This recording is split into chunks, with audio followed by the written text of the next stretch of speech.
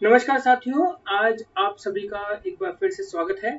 और आज के इस वीडियो लेक्चर में हम लोग जो पढ़ने वाले हैं वो ये कि मौर्य साम्राज्य के समय दो ऐसे प्रमुख व्यक्ति हुए जो हमें मौर्य साम्राज्य के इतिहास के बारे में बहुत कुछ समझाते हैं। और बिना इनके मौर्य साम्राज्य को समझना लगभग नामुमकिन सी बात है। आप मेरी बात समझ गए होंगे और स्क्रीन पर जो नाम है उनको भी जान गए होंगे। पहला व्यक्ति है कौटिल्य, है ना, विष्णुगुप्त चाणक्य के नाम से प्रसिद्ध जो व्यक्ति है कौटिल्य, एक तो ये है। और दूसरा जो सेल्यूकस निकेटर का राजदूत था, जो चंद्रगुप्त मौर्य के दरबार में रहने आया था, लगभग 5 वर्षों तक ये मगध साम्राज्य में रहा, पाटलिपुत्र में रहा और पूरे समाज को बड़ी ही पैनी दृष्टि से इसने देखा। नाम था मेगस्थनीज। इन दोनों ने ही दो किताबें लिखी हैं। पहला है कौटिल्य का अर्थशास्त्र और मेगस्थनीज की इंडिका। दोस्तों, ये दोनों ही इतने इंपॉर्टेंट ग्रंथ हैं कि तत्कालीन समय की समाज व्यवस्था, धर्म व्यवस्था, राज व्यवस्था, अर्थव्यवस्था तो समझाते ही हैं। इसके साथ साथ भविष्य में और क्या होने की संभावना है उसको भी थोड़ा हमको रेखांकित करते हैं। कैसे, तो जानेंगे इसी वीडियो में। ठीक है, तो पूरा वीडियो आपको देखना है। इन दोनों महान हस्तियों और दोनों ही महान हस्तियों की जो किताब है इनको हम आज देखने वाले हैं। एक और महत्वपूर्ण बात कि जो आपका एग्जाम है, जहां आपको लिखित परीक्षा अगर होती है तो वहां पर इस पर क्वेश्चन एब्सोल्यूट बनता है। कैसे बनता है कि कौटिल्य के अर्थशास्त्र पर एक लेख लिखिए। अर्थशास्त्र किस प्रकार से प्रशासन की महत्वपूर्ण किताब है, या मेगास्थनीज किस प्रकार से मौर्य साम्राज्य को समझने में हमारी मदद करता है, या केवल इंडिका इतना सा वर्ड आ जाए। तो ये बहुत महत्वपूर्ण किताब है हमें तत्कालीन चीजों को जानने के लिए, ये दोनों ही। ठीक है, तो जरूर जरूर इसको पूरा देखिएगा। तो स्टार्ट करते हैं कौटिल्य एवं उसका अर्थशास्त्र। देखिए, सबसे पहले हम जानेंगे कौटिल्य के बारे में कि कौटिल्य था कौन। तो भैया, कौटिल्य वह व्यक्ति था जिसने चंद्रगुप्त को महान बनाने में सबसे बड़ा योगदान दिया था। कहते हैं कि अगर कौटिल्य न होता, है ना, विष्णुगुप्त न होता, तो चंद्रगुप्त जैसा एक साधारण व्यक्ति महानता को प्राप्त नहीं कर सकता था। इसके बारे में कल हमने जाना भी था, मतलब कि लास्ट वीडियो में हमने जाना था कि किस प्रकार से कौटिल्य और चाणक्य, सॉरी, कौटिल्य और चंद्रगुप्त, ये दोनों ही मिलकर पूरे राज्य को बनाने में महत्वपूर्ण योगदान देते हैं। और लगे हाथ नंद साम्राज्य को तो जीतते ही हैं, आस पड़ोस के विदेशी साम्राज्य को भी जीत लेते हैं जो कि कभी भारत का हिस्सा हुआ करता था। तो ये एक महत्वपूर्ण पहलू है, इसको समझना हमें बहुत जरूरी है। इसके बाद जो कौटिल्य है ये जन्म से ब्राह्मण था, जन्म से जो है वो ब्राह्मण था। इतिहास उसे विष्णुगुप्त का भी नाम देती है। कई बार ये क्वेश्चन भी आता है कि कौटिल्य का रियल नाम क्या था, तो इसका नाम था विष्णुगुप्त और इसे चाणक्य भी कहा जाता था। ठीक है, क्योंकि ये एक प्रकांड पंडित माना जाता है राजनीति का, तो चाणक्य भी कहा जाता था इसे। इसके बारे में जो है वो हमें ब्राह्मण ग्रंथ और जो बौद्ध ग्रंथ हैं इनसे जानकारी हो जाती है कि ये किस प्रकार का व्यक्ति था। ठीक है, जो ब्राह्मण ग्रंथ हैं वो कहते हैं कि भैया ये वेदों का ज्ञाता था। कौन था? ये वेदों का ज्ञाता था। इससे वेद कंठस्थ याद थे और वेदों का प्रयोग जीवन में कैसे करना है इसके बारे में भी इसे ज्ञान था। और ये तक्षशिला का एक प्रमुख आचार्य था। तक्षशिला उस समय के पेशावर, जो आज का पेशावर है ना, पेशावर में ये स्थित एक प्रमुख नगर था, एक प्रमुख शिक्षा का केंद्र था। यहाँ पर तक्षशिला महाविद्यालय भी होता था। तो यहाँ पर ये एक प्रमुख आचार्य था। ठीक है, इसके बाद जो ब्राह्मण है वे इसे खास तौर पर द्विजर्ष कहते हैं ना, द्विजर्षभ भी कहते हैं। एकदम से जो जीव है वो इस नाम को नहीं ले पाती, एकदम स्लिप होता है। ठीक है, तो द्विजर्षभ इसको कहा गया है। और द्विजर्षभ का मतलब होता है श्रेष्ठ ब्राह्मण। ठीक है, जो कुल से श्रेष्ठ माना गया हो, उच्च कोटि का ब्राह्मण, इसे पुराण कहते हैं। पुराण मतलब ब्राह्मण ग्रंथों के अनुसार ये बात होती है। ठीक है, एक बार की बात है, इसको श्रेष्ठ ब्राह्मण क्यों कहते हैं उसके पीछे कारण है कि एक बार की बात है कि जो नंद राजा हुआ, उस नंद राजा ने अपनी अश्वशाला में चाणक्य का तिरस्कार किया था। होता क्या है, लास्ट वीडियो में भी हमने इस स्टोरी को समझा है। हाँ, वहां एक गलती हो गई कि वहां मैंने इसको अश्वशाला कहा, लेकिन ये अश्वशाला नहीं है, ये यज्ञशाला है। ठीक है, यहाँ ये थोड़ा सा गड़बड़ मिलता है, क्योंकि बहुत सारी किताबों में इसको अश्वशाला कहा है, लेकिन रियल में ये यज्ञशाला है। ठीक है, तो आप इसको थोड़ा सा करेक्ट भी कर लीजिएगा, जो लास्ट टाइम मैंने बताया, अभी इसको मैं करेक्ट भी करवा रहा हूँ कि नंद ने, जो धनानंद था, उसने आचार्य चाणक्य की जो बेइज्जती है, जो अपमान है, वो यज्ञशाला में की थी। होता क्या है कि पश्चिम से एक शक्ति आती है जिसको हम कहते हैं सिकंदर। ठीक है, सिकंदर जो है ये पूरी दुनिया को जीतना चाहता है, ये बात पता चलती है चाणक्य को। और आचार्य चाणक्य जो है वो धनानंद के पास आकर उसे समझाते हैं कि भैया ऐसा कुछ होने वाला है, और तुम चूंकि बहुत बड़े राज्य हो, बहुत बड़ी सेना हो, तो प्लीज कृपया करके आप उसे निपट लीजिए और उसे राज्य में प्रवेश करने से पहले ही भगा दीजिए। ठीक है, इसमें आपकी जो कीर्ति है वो बढ़ेगी। लेकिन वो ऐसा नहीं करता, उन्हें वहां से धक्के मारकर निकाल देता है। तो होता क्या है कि वो उस समय कसम खा लेते कि भैया मैं जब तक तेरा समूल नाश नहीं कर दूंगा तब तक चैन से नहीं बैठूंगा। तो ये भी कौटिल्य की एक अपने आप में बहुत बड़ी विशेषता मानी जाती है, इसीलिए इसे श्रेष्ठ ब्राह्मण भी कहा गया है। इसके बाद जो पूरी स्टोरी है वो सब आप प्रीवियस वीडियो में जान चुके हैं। तो वो क्या करता है कि नंद को हरा कर और चंद्रगुप्त को शासक बनाता है और स्वयं जो है मगध का प्रधानमंत्री नियुक्त होता है। ठीक है, और चूंकि ब्राह्मण था तो प्रधानमंत्री इसको बनना ही था निश्चित रूप में। और चाणक्य जो है राजनीति शास्त्री कहा जाता है, राजनीति शास्त्र का वो एक प्रकांड पंडित माना जाता है, जिसके द्वारा राजनीति पर एक ग्रंथ लिखा हुआ है, अर्थशास्त्र। अर्थशास्त्र मतलब इकोनॉमी न समझें, किसी अर्थ मतलब धन के विषय में कोई बात न समझें, ये राजनीति पर लिखी गई एक महत्वपूर्ण किताब है, जिसमें राजा और उसके सहयोगी और प्रजा के क्या कर्तव्य होते हैं और किस तरीके से राजा को राज करना चाहिए, ये सब उसने बताया हुआ है। ठीक है, अब एक सबसे बड़ी समस्या ये आती है कि अर्थशास्त्र नामक जो ग्रंथ है उसको लिखा किसने है, ये एक सबसे बड़ी बात आती है। इसके पीछे जो लेखक है वो बहुत सारे तर्क देते हैं कि अर्थशास्त्र जो है ये चाणक्य के द्वारा नहीं लिखा गया। ठीक है, ऐसा कहते हैं कि इसको चाणक्य ने नहीं लिखा। क्यों?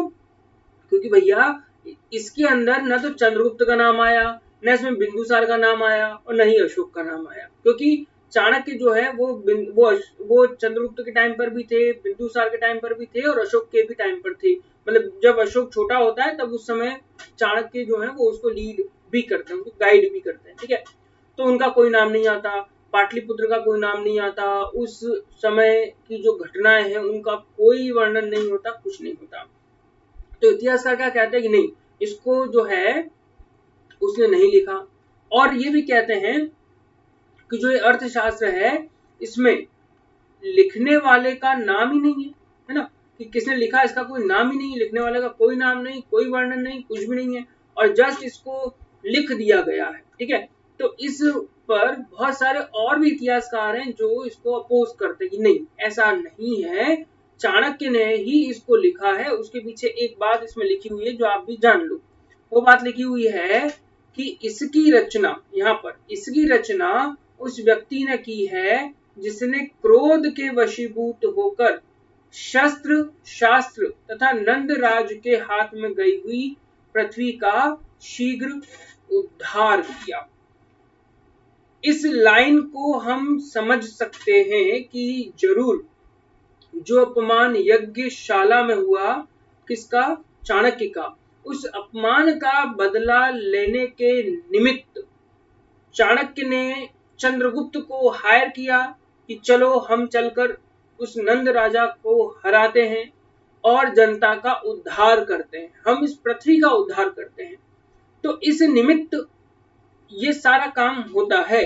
और अर्थशास्त्र में जो इतिहासकार और भी बातें कहते हैं वो ये कि अर्थशास्त्र में जिस प्रकार के प्रशासन, ठीक है, राजा और उसके किए जाने वाले कार्यों का उल्लेख हुआ है, वैसा पहले नहीं हुआ, पहली बात। और दूसरी बात कि ये जितनी भी बातें अर्थशास्त्र में कही गई हैं, ये सभी बातों का जो चलन है वो चंद्रगुप्त के समय ही पहली बार होता है, इसके पहले वो नहीं हुआ, ये भी है। और एक और चीज कि जिस प्रकार के प्रशासन की चर्चा इसमें की गई है, वैसा प्रशासन चौथी शताब्दी में माना जाता है। ठीक है, चौथी शताब्दी मतलब ये वही सेंचुरी है जिसमें चंद्रगुप्त मौर्य का आविर्भाव हुआ है। ठीक है, और चूंकि हमें इतिहास में इस ऐतिहासिक ग्रंथ में ये जो 3 लाइन मिली, इनसे हम इस बात को बहुत अच्छे से समझ सकते हैं कि इसको किसने लिखा होगा। तो ऐसा कोई विरोध बचता ही नहीं है कि अर्थशास्त्र को किसने लिखा। अर्थशास्त्र को किसने लिखा? चाणक्य ने ही लिखा है, चाहे उसमें चंद्रगुप्त की बात न की गई हो, धनानंद की बात न की गई हो, चाहे बिंदुसार की बात न की गई हो, कोई दिक्कत नहीं है। पाटलिपुत्र मगध कोई बात नहीं हुई, कोई बात नहीं, लेकिन जिस तरीके का वर्णन उसने किया वो वर्णन स्वाभाविक रूप से मगध का है। एक और बात कि प्राचीन ऐतिहासिक काल में जितने भी लेखक हुआ करते थे वो अपने नाम का प्रयोग एज अ लेखक नहीं करते थे, है ना। वो कोई थर्ड पर्सन में जाकर ही बात को कहना पसंद करते थे कि इस किताब को उसके द्वारा लिखा गया है जो गौतम का पुत्र है, ऐसी पंच लाइन वो बनाया करते थे। खुद के नाम को कभी भी इंट्रोड्यूस नहीं किया करते थे, ये समय की एक विशेषता मानी जाती थी। तो ये भी एक कारण रहा होगा कि चाणक्य ने अपने नाम का वर्णन नहीं किया। तो इससे ये बात नहीं समझ में आनी चाहिए कि नहीं इसको लिखा किसने नहीं है, कि चाणक्य ने नहीं लिखा, किसी और ने लिखा है। ठीक है, फाइनली ये माना गया कि इसको लिखा है चाणक्य के द्वारा। ठीक है, चलिए तो अब हम चलते हैं आगे, ये बात आप समझ गए होंगे। अब जो अर्थशास्त्र है इससे जुड़े हुए कुछ प्रमुख तथ्यों को हम देख लेते हैं, लेकिन इनको देखने से पहले मैं आप सभी से एक निवेदन करना चाहूंगा कि आप इन प्रमुख तथ्यों को अच्छे से याद कर लें। ठीक है, याद करने के बाद एक बार अपनी कॉपी में इसे आप नोट डाउन जरूर करें, अपने मन से लिख के। ठीक है, मन से लिखना है इसको। ठीक है दोस्तों, इसलिए मैं ये बात कह रहा हूं क्योंकि अर्थशास्त्र मोस्ट इंपॉर्टेंट बुक है, मोस्ट इंपॉर्टेंट क्वेश्चन है एग्जाम के पॉइंट ऑफ व्यू से। ठीक है, और इसके ऊपर आप देखोगे कि एग्जाम्स में हर दूसरे तीसरे साल क्वेश्चन आता रहा है, चाहे वो ऑब्जेक्टिव वाली क्लास वाली एग्जाम रही हो और चाहे वो डिस्क्रिप्शन वाली एग्जाम क्यों न रही, सभी में। तो प्लीज आप लोग इस बात को करें। ठीक है, हालांकि वीडियो के अंत में मैं क्वेश्चन जरूर दूंगा, अब से क्वेश्चन आपको पूरे मिलने लगे हैं तो क्वेश्चन जरूर रहेगा और उस क्वेश्चन को भी आपको लिखना है। ठीक है, तो देखो अर्थशास्त्र में 15 अधिकरण हैं। अधिकरण मतलब एक तरह के पाठ हैं और इसमें 180 प्रकरण लिखे गए हैं, मतलब कि छोटे छोटे खंड बनाए गए हैं जिनके अंदर लगभग 4000, ठीक है 400 नहीं, 4000 से ज्यादा श्लोक हैं। 4000 श्लोक इसके अंदर लिखे गए हैं। अधिकरणों में हमें जो जानकारी मिलती है वो कुछ इस प्रकार से है। ठीक है, वो कुछ इस प्रकार से है, जैसे पहला जो अधिकरण है उसमें लिखा गया है राजस्व संबंधी जो विषय है वो, कि राजस्व क्या होना चाहिए, कितना लेना चाहिए, क्यों लेना चाहिए, ठीक है, वगैरह वगैरह। जैसे एक उल्लेख मिलता भी है कि राजा को राजवृत्ति लेनी ही चाहिए, राजा को राजवृत्ति लेनी ही चाहिए, लेकिन कैसे लेनी चाहिए? तो बादल की तरह लेनी चाहिए। कैसे?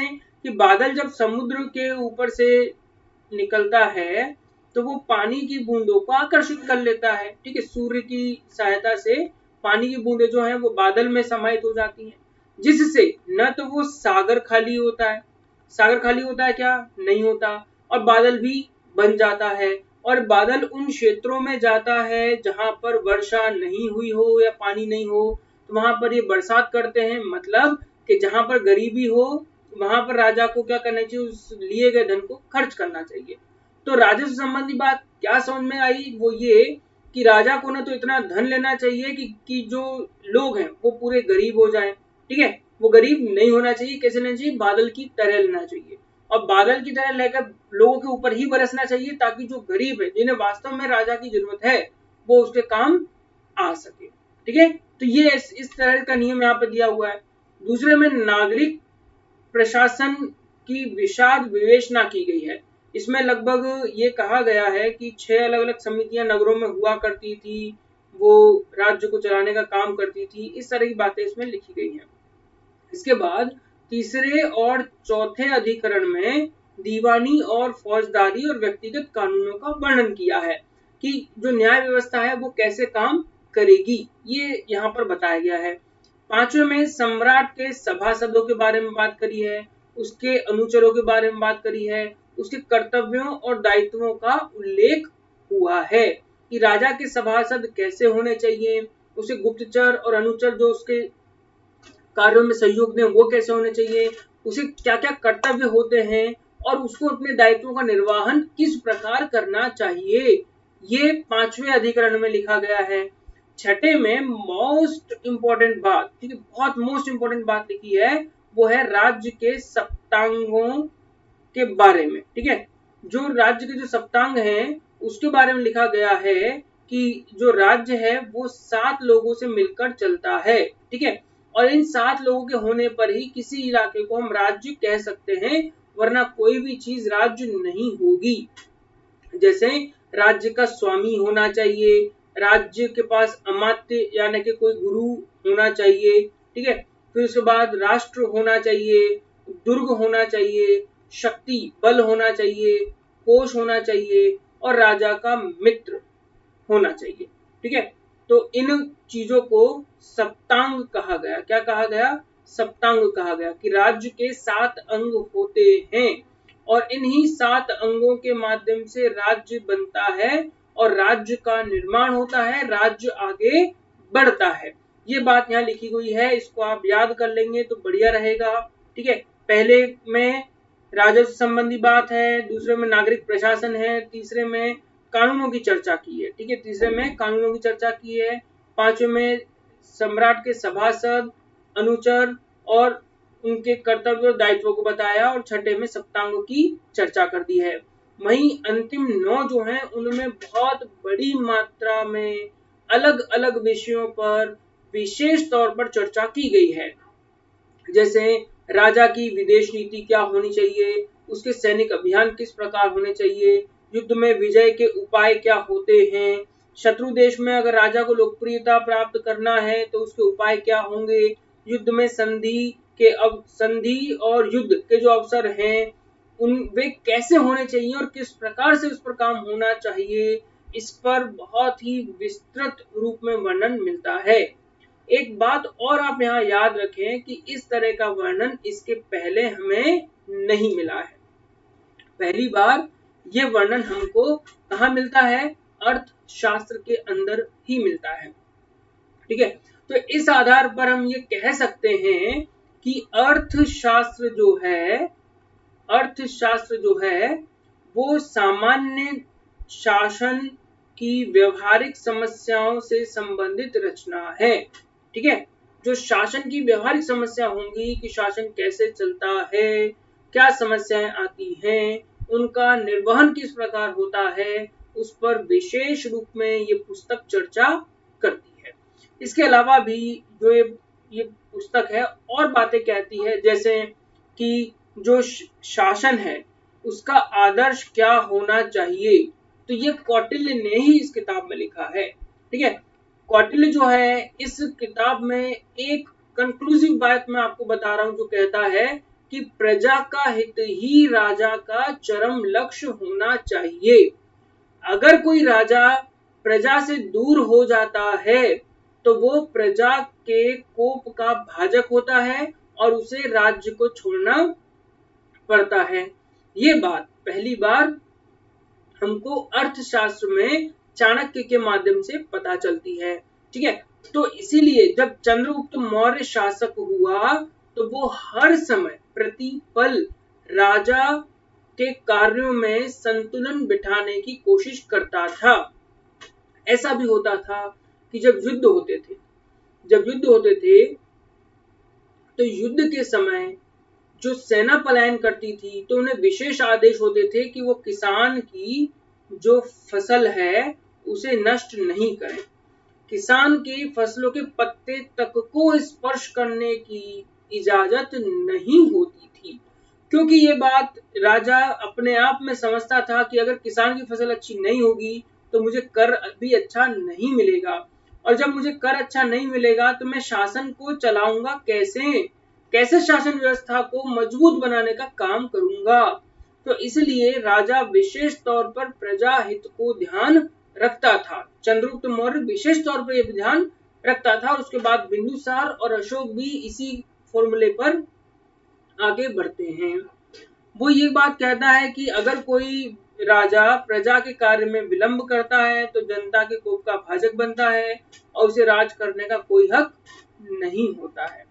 दोस्तों, इतनी विशेष बात जो कि अर्थशास्त्र हमें समझाती है, ये भारतीय राजाओं के राज्य करने के आदर्श को प्रस्तुत करती हैं। हमको ये कहना चाहिए कि ये प्राचीन भारतीय राजाओं के राजत्व का सिद्धांत है, जिसको हर किसी शासक ने अपने जीवन में फॉलो करने का प्रयास किया। उदाहरण के लिए भागवत गीता में कहा गया है, भगवान कृष्ण कहते हैं कि हे अर्जुन, मैं सब कुछ कर सकता हूं, मेरे सामने करने के लिए कुछ भी असंभव नहीं है, पर फिर भी मैं उन कृत्यों को करना पसंद करता हूं जो उच्च आदर्श वाले हों, क्योंकि पूरी जनता, पूरी जो धरा है, जितने भी लोग हैं, वो सब मेरे कार्यों का अवलोकन करते हैं। अगर मैं ही गलत काम करूंगा तो मेरा उदाहरण हर कोई देगा और मेरे उदाहरण पर हर कोई चलेगा, तो फिर पूरे राज्य में अराजकता फैल जाएगी और ये धरती रहने योग्य नहीं रह जाएगी। इसी उद्देश्य से चाणक्य ये बात यहाँ पर हमें राजा के आदर्श के रूप में समझाने का प्रयास करता है। यही चौथी बात जो यहाँ पर महत्वपूर्ण है वो ये कि इस ग्रंथ में केवल राजनीति ही नहीं बल्कि उसके नए सिद्धांतों का भी वर्णन किया गया, जैसा कि हमने अभी तक समझा है। इसके पहले राजनीति का कोई सिद्धांत मौजूद नहीं था, लेकिन राजनीति को एक सिद्धांत का रूप देने का कार्य किसने किया? कौटिल्य ने किया। ठीक है, अगर आप लोगों ने इतना भी अच्छे से समझ लिया तो आपका बहुत सारा काम हो जाएगा। ठीक है, तो ये चीज हमको बिल्कुल ध्यान में रखनी है और हमको ये बात समझनी है। चलिए, तो इसके बाद जो है वो आते हैं मेगास्थनीज और उनकी एक प्रसिद्ध पुस्तक जिसका नाम है इंडिका।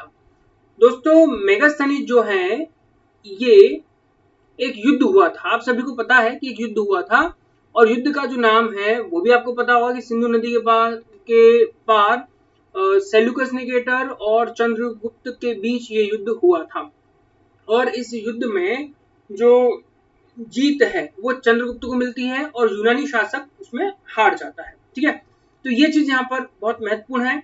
मेगास्थनीज जो है ये जब भारत आता है तो भारत आकर भारत की सांस्कृतिक राजनीतिक जो विविधता है उसे जानने की कोशिश करता है और उसे अपने शब्दों में लिखने का प्रयास करता है। लेकिन एक सबसे बड़ी समस्या जो है वो ये कि देखिए, मेगास्थनीज जो है ना वो है विदेशी। आप इस बात को समझिए, वो है विदेशी, और विदेशी जो है उसके साथ बहुत सारी प्रॉब्लम है, जैसे कि भाषा की समस्या है। ठीक है, इसके बाद संस्कृति की समस्या है। ठीक है, वो इस संस्कृति को समझेगा या नहीं समझेगा उसे नहीं पता, उसे कैसा लगेगा। ठीक है, इसके बाद रहन सहन की समस्या है। ठीक है, समाज व्यवस्था की समस्या उसको आएगी।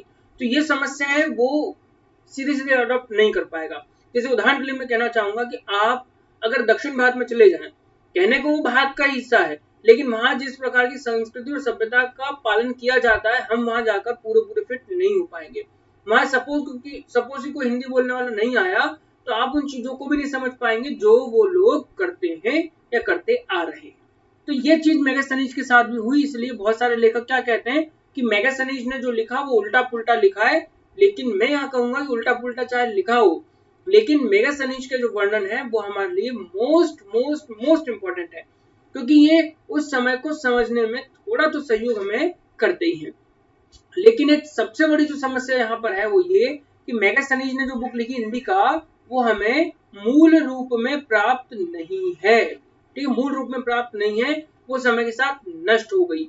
और इसे बाद के जो यूनानी लेखक हुए और कुछ समकालीन हुए, उन्होंने अपनी किताबों में इसे कॉपी पेस्ट करने की कोशिश की और उसी बात से हमको समझ में आता है। ठीक है, तो मेगास्थनीज जो है ये सेल्यूकस निकेटर का दूत था, जो संभवतः 304 से 299 ईसा पूर्व के बीच किसी समय पाटलिपुत्र की सभा में उपस्थित हुआ। लगभग 5 साल ये रहा था। उसने भारत में रहने के दौरान जो कुछ भी देखा, सुना, समझा, उसे अपनी पुस्तक इंडिका में लिपिबद्ध किया। ये मोस्ट इंपोर्टेंट किताब है, बहुत सी बार एग्जाम में आई है। और इस इंडिका में जो लिखा उसे उसे उसे उसके यूनानी लेखकों जैसे कि एरियन, स्ट्रेबो, प्लिनी, इनकी रचनाओं में मिल जाता है। मतलब ये जो उसने लिखा वो सारी चीजें हमको इन किताबों के अंदर देखने को मिल जाती है। और जैसा मैंने आपको बताया कि इसकी जो वर्णन है वो प्रमाणिक नहीं माने जाते, क्योंकि इसे भारतीय भाषा, रीति रिवाज और परंपराओं का ज्ञान नहीं था। लेकिन फिर भी मैं तो कहूंगा कि प्रमाणिक है, क्योंकि कुछ बातें इन्होंने अच्छी यहाँ पर लिखी है। इसके वर्णन से हमें ज्ञात होता है कि मौर्य युग जो है वो शांति का काल था, क्योंकि इस समय तक लगभग सारी लड़ाइयां लड़ी जा चुकी थी और जो शासक है वो अपनी विशेषताओं के साथ साथ राज्य करना शुरू कर देता है। तो ये बात बहुत अच्छी होती है, समृद्धि का एक काल हो जाता है। वो हमें अपने लेखों के माध्यम से समझाने की कोशिश करता है कि लोगों का जो नैतिक जीवन है वो उत्कृष्ट था। लोग सादा जीवन व्यतीत करने में जो है विश्वास करते थे। ठीक है, और इस समय जो है लोग किसी भी प्रकार से अनैतिक क्रियाओं को करने से डरते थे। उसके पीछे कारण था, पहला तो धर्म और दूसरा कि जो कानून व्यवस्था है उसका स्ट्रांग होना। लोग धार्मिक रूप से कोई भी अनैतिक कार्यों को करने से डरते थे, क्योंकि इस समय अगर आप अच्छा काम करोगे तो आप स्वर्ग में जाओगे और गलत काम करोगे तो आप नरक में जाओगे। तो इसी साथ साथ जो न्याय व्यवस्था है वो इतनी मजबूत बना दी गई, इतनी कठोर बना दी गई कि हर कोई व्यक्ति कोई भी काम करने से पहले 10 बार सोचता था कि ये काम अगर करूंगा तो उसका अंजाम क्या होने वाला है। खाद्यान्न फसलों में यहाँ पर गेहूं और जौ मुख्य रूप से खाया जाता था और उगाया भी जाता था। मेगास्थनीज के अनुसार समाज में 7 वर्ग थे। ठीक है, लेकिन देखा जाए तो उस समय भारत में 4 वर्ण थे। ठीक है, 4 वर्ण थे और कुछ जातियां थी जो कुछ विशेष कामों को करने के लिए उत्पन्न हुई थी। लेकिन मेगास्थनीज जिस व्यक्ति को जिस तरह का कार्य करता हुआ देखता वह उसे उसी जाति विशेष का मानता। जैसे सॉरी, जैसे कि दार्शनिक। ठीक है, दार्शनिक मतलब जो दर्शन को प्रस्तुत करता हो, राजा के जो दार्शनिक प्रश्न होते हों उनका सॉल्यूशन करता हो, कृषक जो खेतीबाड़ी करता हो, शिकारी और पशुपालक। ठीक है, शिकारी जो शिकार करने जाता हो और वो पशुओं का पालन भी उस समय किया करता था। व्यापारी और शिल्पी की एक ही श्रेणी मानी गई। इसके बाद योद्धा, निरीक्षक और तथा मंत्री, इन दोनों को भी एक ही वो मानता है। तो वो जिस प्रकार से देखता है उन्हें वो यहाँ पर लिख देता है। इसके साथ साथ वो दास प्रथा के बारे में कोई उल्लेख नहीं करता, दास के बारे में कोई उल्लेख वैसा विशेष नहीं करता, लेकिन खास तौर पर इन 7 वर्गों के बारे में वो कहता है, जिसको आपको याद कर लेना चाहिए कि वो क्या क्या कहता है। ठीक है, इस और यूनानी जो लेखक हैं उनके अनुसार हम ये भी मान सकते हैं, हम ये भी मान सकते हैं कि जो देवी देवता हैं, ठीक है, उनकी भी पूजा यहाँ पर की जाती थी। देवी देवताओं की पूजा भी यहाँ पर की जाती थी, जैसे कि यूनानी जो देवता, जैसे कि अपोलो है ना, मैं यहाँ पर कुछ समझाना चाहूंगा। जैसे कि अपोलो, ठीक है, अपोलो की पूजा प्राचीन काल से की जा रही है और यूनान में और भी कई सारे देवता हुए जिनकी मूर्तियां इत्यादि बनाई जाती थी। लेकिन इस समय भारत में मूर्तियों का चलन प्रारंभ नहीं हुआ था, लेकिन देवी देवताओं को पूजने की प्रथा तो इस समय भी चला करती थी। तो यूनान के लोग क्या समझते थे कि ये जो देवी देवता हैं, ये सारे देवी देवता एक जैसे हैं, और कई बार उन्हें यह भी लगता था कि ये यूनानी देवी देवताओं को ही पूज रहे हैं। तो उसके हिसाब से अगर ये समझा जाए कि वो किन देवताओं की पूजा करते थे, तो 2 देवता प्रमुख होते हैं। पहला है जो कि यूनानी देवताओं के रूप में ही माना गया, जिसका नाम है डियोनीसियस। ठीक है, डियोनीसियस, और एक का नाम है हेराक्लीज। डियोनीसियस को हमारे इतिहासकार शिव कहते हैं और हेराक्लीज को जो है वो कृष्ण कहते हैं। ये भी मोस्ट इंपॉर्टेंट चीज है कि यूनानी किन देवताओं को किस नाम से पुकारते थे, तो शिव को डियोनिसियस कहते थे और हेराक्लिस को वो कृष्ण कहते थे। ठीक है, तो ये बात आप याद रखें। इसके अलावा मेगास्थनीज जो है वो पाटलिपुत्र और उसके संबंध में भी कुछ चर्चा करता है, पूरे राज्य प्रशासन की भी वो चर्चा करता है। मतलब ये बातें तो कहते ही है, लेकिन इसके साथ साथ वो राज्य प्रशासन की भी चर्चा करता है। वो पाटलिपुत्र की बहुत प्रशंसा करता है कि ये पूर्व की ओर एक बहुत बड़ा नगर है। ठीक है, और इस नगर के बारे में वो बताता है कि ये लगभग 16 किलोमीटर लंबा है। ठीक है, 16 किलोमीटर लंबा है और लगभग 3 किलोमीटर जो है ये चौड़ा है, 3 किलोमीटर चौड़ा है। ठीक है, उस समय नापने की जो यूनानी इकाई है वो स्टेडिया होती थी। ठीक है, स्टेडिया होती थी। ठीक है, तो इसके हिसाब से आप देखेंगे तो ये लगभग 80 स्टेडिया है। ठीक है, और ये जो है लगभग 15 स्टेडिया है। ठीक है, इस हिसाब से इसने स्टेडिया हमको बताया है। और आगे वो कहता है कि पाटलिपुत्र जो है वो दो नदियों के संगम पर बसा हुआ है, जिसमें गंगा और सोन नदी प्रमुख हैं। हालांकि ये जो है ये इस प्रकार से था, और ये यहाँ पर पाटलिपुत्र, पीछे की तरफ उसमें खाई थी। ठीक है, पीछे की तरफ खाई थी और लगभग 16 गुणे 3 किलोमीटर के इलाके में फैला हुआ नगर था, व्यापारिक नगर था और एक महत्वपूर्ण शासकीय या प्रशासकीय नगर भी ये मौजूद था। ठीक है, नगर को प्रबंध करने के लिए बहुत सारी समितियां बनाई गई थी। इनमें 5-5 सदस्यों वाली 6 समितियों का वर्णन जरूर होता है। इसको हम यहाँ पर नहीं देखेंगे, इसको हम जानेंगे जहां हम प्रशासनिक चीजों को देखेंगे वहां पर। ठीक है, तो नगर प्रबंधन के लिए 5-5 सदस्यों वाली 6 समितियां होती थी और जो चंद्रगुप्त का महल है वो नगर के ही बीचों बीच स्थित था। ठीक है, और इसके साथ ये भी कहा गया कि जो ये नगर है, ये जो नगर है और इसका जो महल है ये बड़ी दूर से ही नजर आता था। बहुत ही विशाल महल बनाया गया था। इसके साथ मेगास्थनीज जो है वो चंद्रगुप्त की कर्मठता और कार्यकुशलता की सूचना देता है। वह कहता है कि चंद्रगुप्त जो है वो दिन में नहीं सोता, मतलब कि जो राजा है वो दिन में नहीं सोता, वो दिन भर अपने दरबार में बैठा रहता है और प्रजा संबंधी कार्यों को देखता है। इसके बाद जब वो नहाता है तो नहाने के दौरान भी वो लोगों को सुनता है, अपने मंत्रियों के साथ में बैठक लेता है। ठीक है, उसके बाद जब उसके केश काढ़े जाते थे तो उस समय भी वो गुप्तचरों को सुनता है, भोजन करता था तब भी लोगों की बातों को सुनता था। ठीक है, और उसका जो कार्य है वो कुल मिलाकर इस रूप में है कि प्रजा का हित होना चाहिए।